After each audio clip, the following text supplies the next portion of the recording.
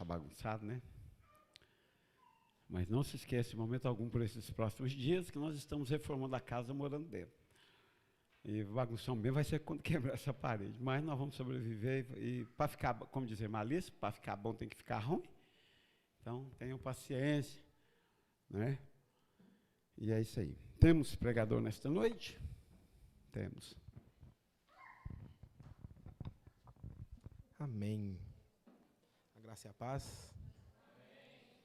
E os irmãos para abrir as Bíblias no livro de Lucas, capítulo 22, verso 39 em diante.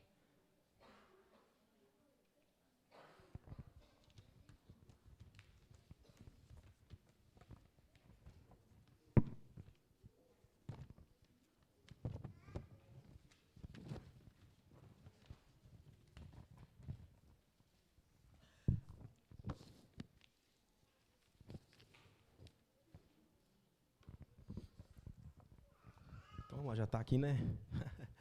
Então, Lucas 22, a partir do verso 39, diz assim: E ele saindo, foi como costumava para o Monte das Oliveiras, e seus discípulos também o seguiram. E ele, chegando ao lugar, disse-lhes: Orai, para que não entreis em tentação. E retirou-se deles por cerca de um tiro de pedra, e ajoelhando-se, orava, dizendo: Pai, se tu quiseres, remove de mim esse cálice. Todavia, se não faça a minha vontade, mas a tua. E apareceu-lhe um anjo do céu fortalecendo. E, estando em agonia, ele orava mais intensamente, e o seu suor tornou-se como grandes gotas de sangue que caíam por terra.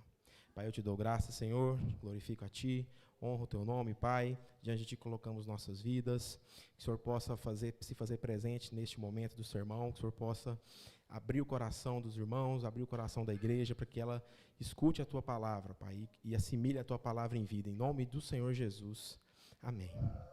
Irmãos, para quem não sabe, né, o meu trabalho é trabalhar com pessoas, então já tem cerca de 6, 7 anos, que a minha vida ela se resume em contratar pessoas, analisar perfis de pessoas. Eu sou quase um psicólogo, né? Eu não sou de formação, mas sou prático. Como antigamente a gente tinha os dentistas, né, práticos aí, e eu sou quase um psicólogo prático. Não tenho a formação, mas tenho pós-graduação, tenho outras especializações e vivo disso há muito tempo. E a angústia, ela é um sentimento que ela corrói muito o ser humano. Ela é capaz de fazer muitos males ao ser humano. E Jesus era Deus na terra, mas também tinha um lado humano. E esse lado humano fica muito refletido, fica muito claro nesse trecho, em outros também, durante todo o Evangelho. Jesus passou por muitas dores em todo o seu ministério, sejam elas físicas, psicológicas, enfim. Foi traído, sabia de tudo que iria acontecer, e mesmo assim sentiu muitas aflições, mesmo sabendo de tudo que aconteceria com ele. Então, em diversos momentos, ele profetizava o que aconteceria e logo na sequência acontecia, e ele mesmo, mas isso não impedia de sentir angústia. Eu decidi, na verdade, pesquisar, assim, a gente já sabia o que era angústia, mas queria ver a definição dela no dicionário.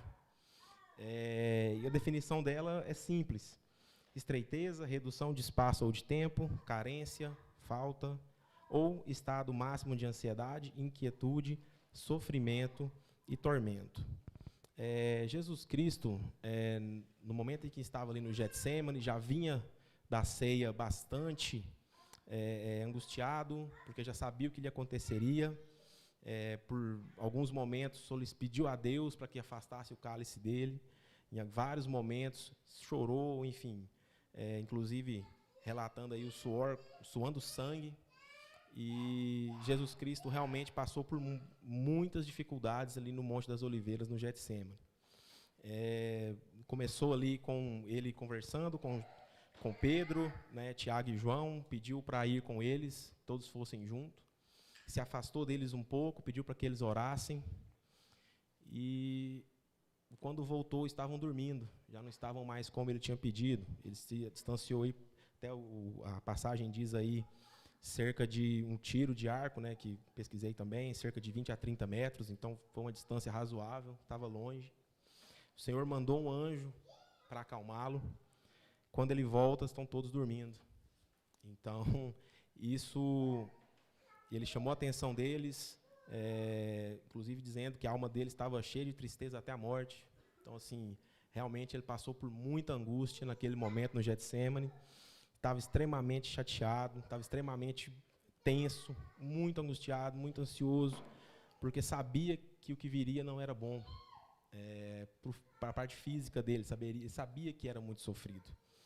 E aí, a partir daquele momento ali, Judas chega, já o levam ali para o Sinédrio, já começam os constrangimentos ali com os sacerdotes, já começam ali toda a humilhação que ele começa a passar, com agressões físicas, depois vem a entrega a Pôncio Pilatos, né? Então, assim, Jesus Cristo realmente sofreu bastante e, novamente, teve a troca por Barrabás, né? Aquela questão de Barrabás ou Jesus, o povo escolheu Barrabás, Jesus foi entregue para ser crucificado, Pôncio Pilatos lava as mãos. Por que eu estou falando isso? Claro que todos nós, né, que temos um conhecimento, a gente já conhece a história, né? Eu estou contando aqui apenas para reforçar. Todos nós sabemos a história de Jesus, sabemos o sofrimento que ele passou, a partir do momento da ceia ali em diante. Já tinha passado ali no deserto, sendo tentado, foi para o ministério. Depois, a partir do momento da ceia, começou realmente a angústia de fato. E por que eu estou dizendo isso? Por que eu estou trazendo essas situações que aconteceram com ele? Para mostrar para a gente que as nossas angústias aqui nesse mundo são muito pequenas comparado ao que Jesus sofreu. E, às vezes, a gente coloca tudo isso, tudo que a gente já passou, na frente disso, na frente de Jesus, na frente do que Jesus passou. A gente se diz salvo, e eu me incluo nisso, mas a gente se diz salvo, a gente diz escolhido, chamado, mas qualquer coisa que acontece no nosso trabalho, na faculdade, no relacionamento, aqui dentro da igreja, às vezes o pastor chama a atenção, fala alguma coisa, a gente já vira o rosto, e a partir daí já começa a afastar. Então, nossas angústias aqui, elas não são absolutamente nada perto do que passou Jesus. Inclusive, dos planos que Deus tem para nós. Quando a gente diz que é salvo, a gente fala, nossa, eu sou salvo, né? É tão bonito. Eu mesmo tenho, em alguns momentos, dúvida disso. Mas eu estou aqui para fazer o querer de Deus na minha vida. Quando eu casei com a Sabrina, viria para cá, ficou combinado de eu vir para cá. Eu fui solicitar aos pastores da igreja que fosse membro, né? A gente tem que solicitar para os pastores da igreja. E sentamos ali nós três, e aí o pastor João perguntou, Vinícius, qual é o seu ministério, né? E aí eu falei para ele, olha, eu toco teclado, inclusive escondi que tocava bateria, não falei, toco teclado, mas pregar de jeito nenhum. Cantar, então, e hoje, nesse dia, inclusive, estou aqui e cantei, vou continuar cantando e vou continuar servindo, estou aqui para servir. Isso não é para mim, para a minha glória, isso não é para mim. Isso é apenas o querer de Deus na minha vida mesmo. Eu fico imaginando, assim, até os pastores, no momento que eu falei isso, tem que ter paciência bastante para aguentar esse tipo de desaforo, de falta de humildade, né? A gente é bastante desumilde. E eu, né, não tenho nem o que falar, sou exemplo disso. Enfim, as nossas angústias aqui na Terra, sejam elas qual forem, elas não devem, em hipótese alguma, nos afetar. E isso foi uma coisa que eu peguei bastante. É lógico, a gente conhece o verso, a gente conhece a história. Só que a gente, às vezes, lê e passa o olho. A gente passa o olho e não lê com a devida atenção. E quando a gente lê com atenção, a gente vê o tanto de coisa que Jesus passou desde o começo. E a gente, para morrer por nós, pelos nossos pecados, não foi nem para Ele próprio. Tudo que Ele passou foi por nós. E a gente fica, às vezes, com dificuldade no trabalho, com dificuldade, como eu falei, no relacionamento, dificuldade com alguma pessoa no trabalho, dificuldade com o relacionamento, dificuldade na faculdade, na escola, dentro da igreja, com o vizinho, está com dívida, já complica tudo a cabeça, já começa a fazer um monte de coisa errada. É lógico, nós temos nossas angústias aqui, nós temos que, obviamente, cuidar delas, não é para chutar o balde, não é para endividar e não dar conta de pagar, não é isso, né? É para entender que o que a gente passa aqui é passageiro, realmente, é bastante passageiro. Inclusive, 2 Coríntios, no capítulo 12, é bem específico, porque quando estou fraco, então sou forte. Então, nas nossas fraquezas, nós devemos nos fortalecer em Jesus Cristo. E os planos de Deus. Deus tem um plano na vida da gente. Já falei em algumas aberturas de culto que fiz aqui. Nós, às vezes, viramos mesmo as costas para o chamar de Deus na nossa vida. Por diversas vezes nós fazemos isso, e eu sou exemplo disso. Acabei de falar um exemplo meu próprio. De que me perguntaram meu ministério e eu escondi. Porque eu não tem nem justificativa. O pastor não gosta de justificativa, não tem nem o que falar, né? Então, assim, Deus tem para nós os planos na nossa vida. Agora, nós precisamos entender que o que a gente passa aqui é passageiro e que o nosso galardão não está aqui. Eu gosto muito de acreditar nisso, eu acredito nisso. O nosso galardão não está aqui, nós não vivemos, as coisas que nós passamos aqui definitivamente são bastante passageiras mesmo. Jesus Cristo, Rei da Glória, veio para a Terra, passou por situações de extrema angústia, como eu falei, a ponto de suar sangue, a ponto de, inclusive, suar sangue é uma doença que afeta uma em cada 100 milhões de pessoas no mundo, então é uma coisa bastante rara. Não era uma doença dele, era apenas uma situação extrema mesmo de angústia.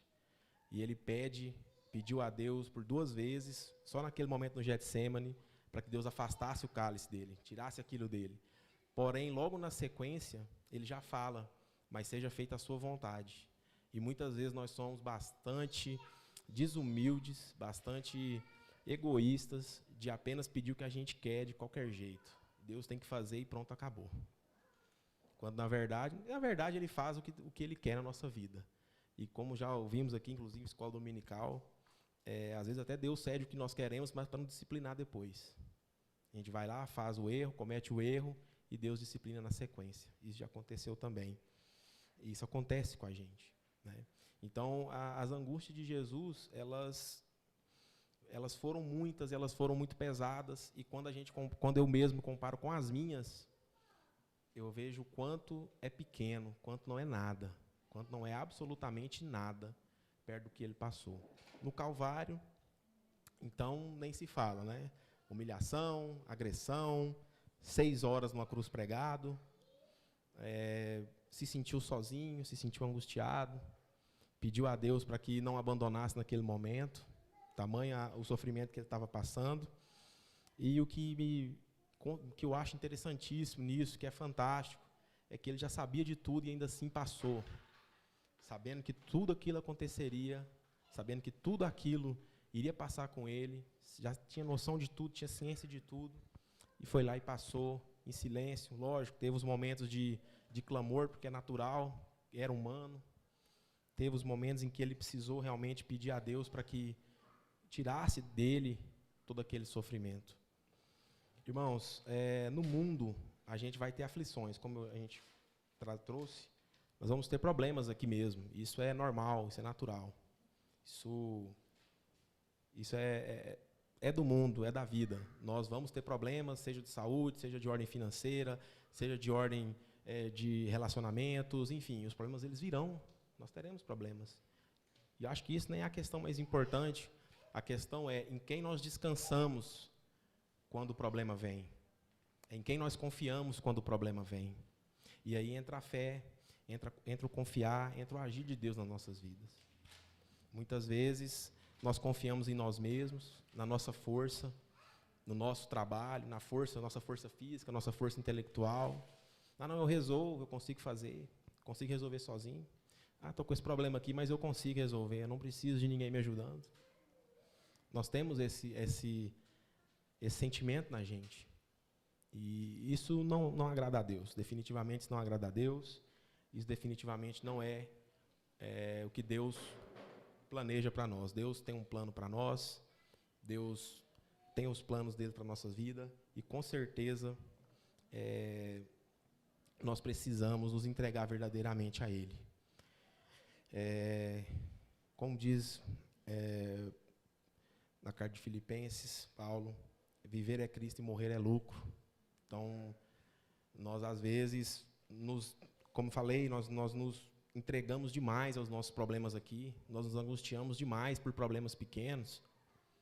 É claro, a gente tem que se preocupar, como eu falei, nós não temos que chutar o balde, né? Nós não podemos entregar também a sorte. Nós temos que cuidar dos nossos problemas e resolvê-los. Agora, o que nós não podemos é, de forma alguma, achar que nós resolvemos tudo sozinhos ou que nós conseguimos fazer as coisas sem a bênção de Deus. Deus olha por nós, tem os planos dele, mas nós precisamos fazer a nossa parte. E eu também acredito que quem é salvo automaticamente já tem essa ciência também. Aquele que é salvo, que é chamado, ele já sabe o que ele precisa fazer, ele já sabe, ele já tem todas as primícias com ele. Claro, é um processo de evolução, um processo diário, né? Processo realmente que demanda um tempo, mas que ele acontece e Deus se faz presente. E trabalhar na obra é uma consequência disso, é uma recompensa que Deus nos dá. Trabalhar na obra é realmente, verdadeiramente uma bênção, é realmente um chamado de Deus na nossa vida. E, como eu já até falei também, muitas vezes nós fugimos disso, ou fazemos com a vontade que não é aquela vontade que a gente precisa, que a gente quer fazer. E tudo isso por falta de humildade nossa, por acharmos que temos comando da nossa vida, por acharmos que somos melhores, por achar que somos autossuficientes, por só pedir a Deus quando nós estamos precisando. A gente peca muito em não agradecer por coisas triviais da nossa vida, como acordar, estar vivo, ter saúde, poder estar aqui cultuando, louvando o nome do Senhor. Quantos países, quantas pessoas não conseguem se reunir para louvar o nome do Senhor? E nós, às vezes, não agradecemos por coisas básicas, nós não agradecemos, nós apenas pedimos. Irmãos, a angústia de Jesus, ela me marcou muito, porque quando a gente faz essa comparação realmente com o que a gente vive, com o que a gente já passou, inclusive, na nossa vida, e vê o que Jesus passou, e compreende o que Jesus passou naqueles momentos, que vai desde a ceia até a crucificação, a gente percebe que nós realmente somos muito pequenos diante de tudo que Ele passou por nós. E Deus entregou o Filho dele por nós também. Então, assim, quem é pai, quem é mãe sabe, o filho da gente ninguém toca, né? E Deus entregou o dele por nós, para que nós pudéssemos viver a vida eterna com Ele. E para encerrar, Deus sempre tem um plano na nossa vida e Ele nos capacita para isso. Nós, muitas vezes, preferimos sofrer aqui nesse mundo do que viver para Cristo. Nós escolhemos tomar a frente da nossa vida e não nos entregar verdadeiramente a Jesus. A gente se entrega quando convém. A gente se entrega quando nós precisamos. Na verdade, não se entrega, apenas faz um jogo e acha que está enganando Deus. Digo isso porque também já fiz esse tipo de situação, já fiz isso. E muitas vezes nós pecamos, nós erramos, por achar que nós somos autossuficientes, por achar que a gente consegue resolver todos os nossos problemas. E, irmãos, trabalhar na obra é maravilhoso, e nós precisamos cada vez mais nos aproximar de Deus, buscar a Deus verdadeiramente, ter fé, confiar. A nossa relação com Deus precisa ser exclusivamente de fé e confiança. Nós não podemos brincar com a nossa necessidade. Hoje eu preciso, vou lá, faço oração, estou precisando. E hoje eu não preciso mais, então não vou procurar, estou bem tranquilo aqui, não vou agradecer também pelo que Deus fez por mim. E é isso, irmãos. Deus tem um plano na nossa vida, e nós precisamos tomar uma decisão e tomar um rumo, tomar um caminho, que é o caminho de buscar a Deus cada vez mais e entender que tudo que nós passamos aqui é passageiro. Não, isso aqui é passageiro. A nossa glória está no céu com Deus, com Jesus Cristo. Ele nos escolheu para nos levar à glória, para nós nos encontrarmos com Ele. Amém? Pai, Senhor, te dou graças, glorifico o teu nome, Pai. Diante de ti colocamos nossas vidas, agradecemos pelo sermão, Pai, pela palavra colocada em nossos corações. Que o Senhor possa nos abençoar, nos proteger, em nome do Senhor Jesus Cristo. Que o Senhor possa estar em nossas vidas, Pai, que o Senhor possa estar verdadeiramente nas nossas vidas, Pai, não só da boca para fora, mas com atitudes, Pai. Que nós possamos ter atitudes de verdadeiros adoradores aqui, Pai, em nome do Senhor Jesus. Amém.